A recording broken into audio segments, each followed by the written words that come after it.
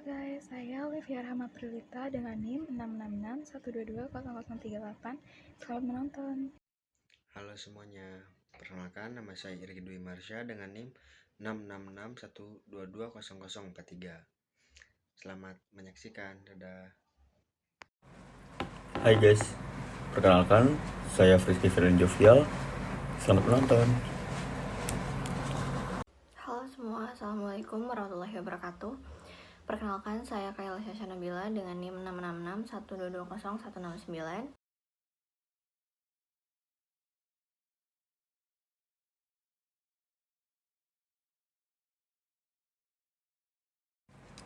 Sri Lanka atau Republik Sosialis Demokratik adalah negara pulau yang terletak di pesisir Hindia. Hingga 1972, Sri Lanka dikenal dengan nama Ceylon. Sejarah awal Sri Lanka tidak dapat dipisahkan dengan sejarah anak benua Hindia.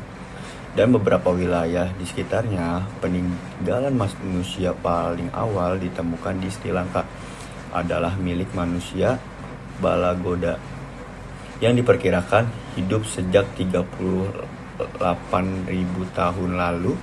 Berdasarkan kronik Pali seperti Mahavansa, Devvansa, dan Kolavansa, periode sejarah di Sri Lanka diperkirakan mulai pada abad ketiga.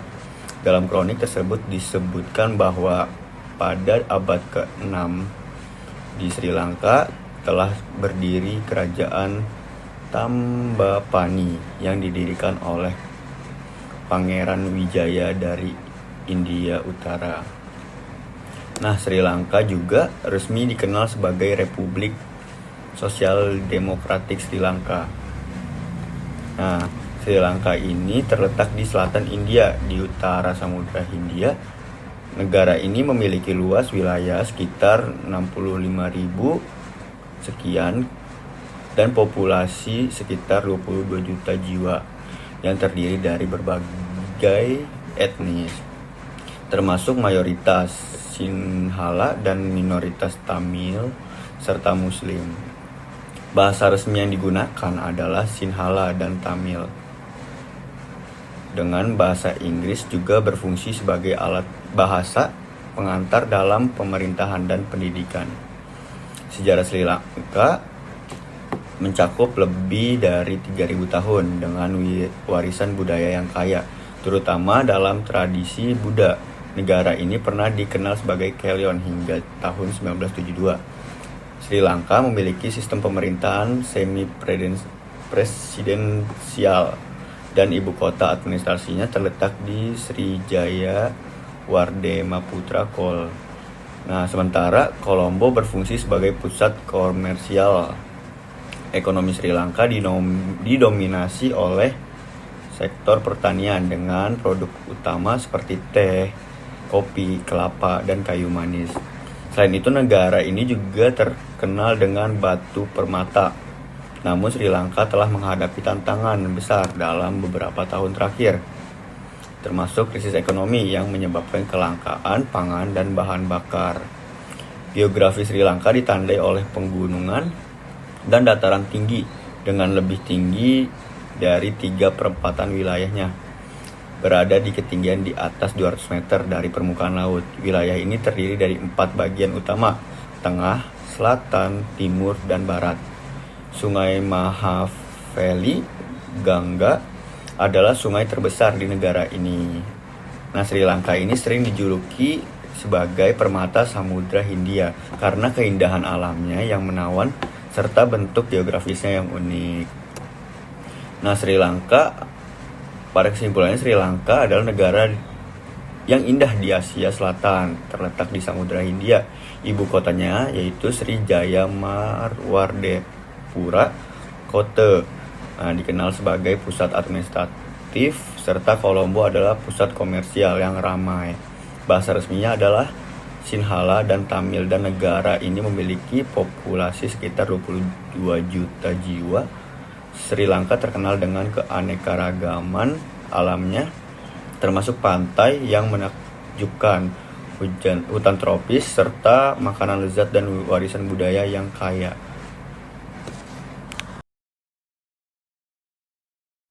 Oke, jadi kita sedikit membahas sistem birokrasi yang ada di Sri Lanka. Nah, Sri Lanka ini merupakan negara yang kecil jika dibandingkan dengan negara Indonesia. Jadi kita tidak bisa membandingkan desentralisasi yang berlaku Sri Lanka secara keseluruhan dengan Indonesia. Kebijakan umum di Sri Lanka berasal dari pemerintah pusat, terutama seperti kebijakan, pendidikan, dan kesehatan. Akan tetapi terbagi-bagi di setiap provinsi. Seperti contoh, terdapat 10 sekolahan yang dibagi menjadi 5 sekolahan dipegang oleh pemerintah daerah dan sisanya pemerintah pusat. Pada sistem kesehatannya juga sama seperti itu. Jadi pemerintah daerah hanya meregulasikan pendidikan dan kesehatan yang memang mereka pegang. Sama seperti Indonesia, Sri Lanka juga mempunyai proyek nasional yang dilakukan oleh pemerintah pusat. Contohnya seperti jalan tol untuk jalan yang ada di setiap provinsi diatur oleh pemerintah daerah. Desentralisasinya itu ada di administratif, finance, power. Jadi setiap provinsi mempunyai kekuatan untuk mengurusi administrasi finansial di setiap provinsi. Namun ada 3 hal yang tidak diberikan kekuasaannya oleh pemerintah pusat ke pemerintah daerah, yaitu aturan undang-undang, urusan pertahanan, dan kebijakan luar negeri. Nah, kita di sini juga akan sedikit membahas sistem pemerintahannya. Nah, sistem pemerintahan di Sri Lanka ini mempunyai presiden dan di bawah presiden ada perdana menteri. Sri Lanka hanya memiliki satu parlemen yang berisi sekitar 225 orang dalam kabinet parlemennya. Terdapat menteri-menteri yang membantu presiden. Sri Lanka memiliki 9 provinsi. Setiap provinsi mempunyai kepala menteri yang dipilih oleh rakyat, sedangkan untuk kepala parlemen di setiap provinsi dipilih oleh presiden. Setiap kota juga memiliki wali kota yang dipilih oleh rakyat. Pendidikan di Sri Lanka sangat berbeda dengan Indonesia. Sistem pendidikan di Sri Lanka memiliki 5 tingkat, yaitu Primary School 1-5 tahun, Ordinary School 5-10 tahun, dan Advanced School 10-13 tahun. Setelah menempuh pendidikan tersebut, siswa akan mengikuti ujian untuk menentukan jurusan yang diminati. Apabila lulus, mereka dapat melanjutkan jenjang pendidikan ke universitas. Bagi siswa yang tidak lulus, pemerintah Sri Lanka menyediakan pelatihan vokasi atau sekolah vokasi yang berfokus pada keterampilan praktis seperti leader manufacturing, fashion designer, dan bidang lainnya yang bersifat praktis. Saat ini, pihak Kedutaan Besar Sri Lanka juga sedang berupaya mengirim pelajar dari Sri Lanka untuk mempelajari leader manufacturing di Indonesia, tepatnya di Yogyakarta. Di Sri Lanka, 90% biaya pendidikan gratis karena dikelola oleh pemerintah. Pemerintah Sri Lanka membiayai seluruh biaya pendidikan yang ada di universitas negeri, apapun itu jurusannya. Selanjutnya ada aspek ekonomi di Sri Lanka. Pendapatan utama Sri Lanka berasal dari 3 sektor, yaitu ekspor, remitansi, dan pariwisata. Sri Lanka juga terkenal sebagai penghasil utama teh yang menjadi salah satu komoditas ekspor terbesarnya. Selain itu, negara ini juga mengekspor pakaian, karet rempah-rempah, dan produk kelapa. Pengiriman uang dari warga Sri Lanka yang bekerja di luar negeri, terutama di Timur Tengah, memberikan kontribusi besar bagi perekonomian. Sektor pariwisata juga menjadi andalan utama pendapatan Sri Lanka. Nah, selanjutnya isu sosial di negara Sri Lanka, yang dimana negara Sri Lanka ini memiliki beberapa isu sosial. Yang pertama, jarak atau jurang pemisah antara si kaya dan si miskin.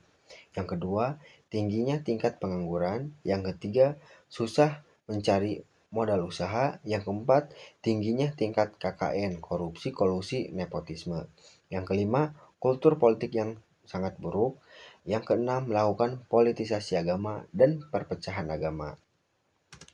Selanjutnya ada di pariwisata, yang dimana negara Sri Lanka ini masuk top 10 tempat Instagramable di dunia, top 10 destinasi turis di Asia, dan nomor 1 dunia, negara paling ramah dan paling aman untuk single woman.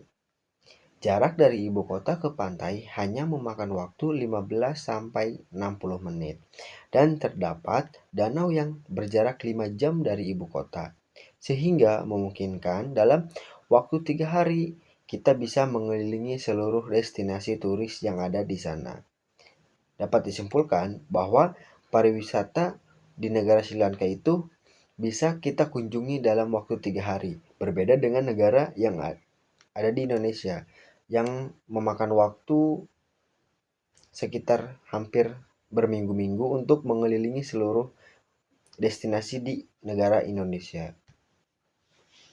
Budaya di Sri Lanka kurang lebih sama dengan di Indonesia. Sri Lanka mempunyai kultur pencampuran budaya yang penyebab utamanya salah satunya dari perdagangan. Bahasa yang ada di sana juga terbagi menjadi dua, yaitu Sinhala dan Tamil. Kedua bahasa tersebut merupakan bahasa yang resmi dan nasional. Untuk bahasa internasionalnya yaitu bahasa Inggris. Mayoritas penduduk di Sri Lanka itu dari suku Sinhala yang menganut Buddhisme Theravada, diikuti oleh Tamil atau Hindu, lalu Muslim dan komunitas kecil Kristen. Sri Lanka juga memiliki tradisi budaya yang kuat dalam seni, tari, dan musik, yang sebagian besar dipengaruhi oleh ajaran Buddhisme dan Hinduisme. Perayaan Wesak dan Pongal adalah contoh dari perayaan keagamaan yang penting di Sri Lanka. Selanjutnya, transportasi publik di Sri Lanka itu mencakup bus, kereta api, tuk-tuk, dan taksi. Bus adalah yang paling umum dan harganya paling murah, tetapi penuh dan tidak tepat waktu. Lalu ada kereta api atau Sri Lanka Railways yang menghubungkan antara kota-kota besar. Lalu ada tuk-tuk, yaitu kendaraan roda 3 atau mirip dengan bajai kalau di Indonesia, di mana ini sangat mudah ditemukan. Lalu yang keempat ada taksi, atau di sana itu dikenalnya dengan Uber atau Pikmi, sangat populer di Colombo dan sekitarnya. Akan tetapi, transportasi publik yang ada di Sri Lanka ini belum ramah untuk disabilitas. Terakhir itu ada kerjasama antara Sri Lanka dan Indonesia yang mencakup berbagai bidang termasuk ekonomi, pendidikan, budaya, dan keamanan.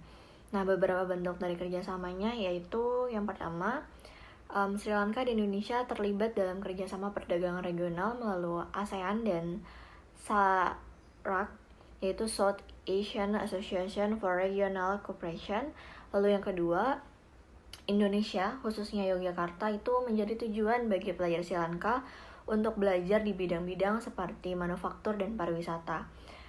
Lalu kerjasama yang ketiga ada pada bidang pendidikan yang tadi sudah disebutkan, itu melalui pertukaran pelajar dan program pelatihan vokasional. Sri Lanka dan Indonesia juga bekerja sama dalam bidang keamanan dan pertahanan maritim.